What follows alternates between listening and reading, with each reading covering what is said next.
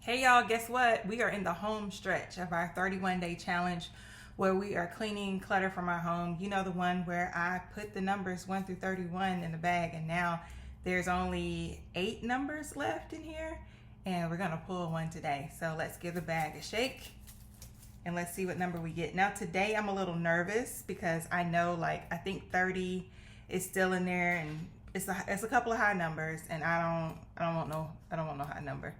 Not tonight. So let's see what I pull.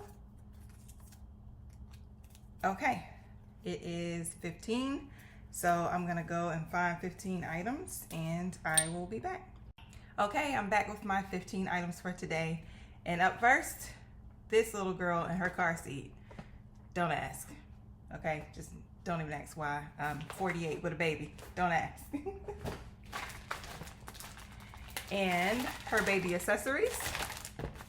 And the rest of the things are in this box. I won't go through them all, but there is some more arts and crafts, notebook, some earphones, a keychain, and a bunch of other stuff that makes up my 15 items.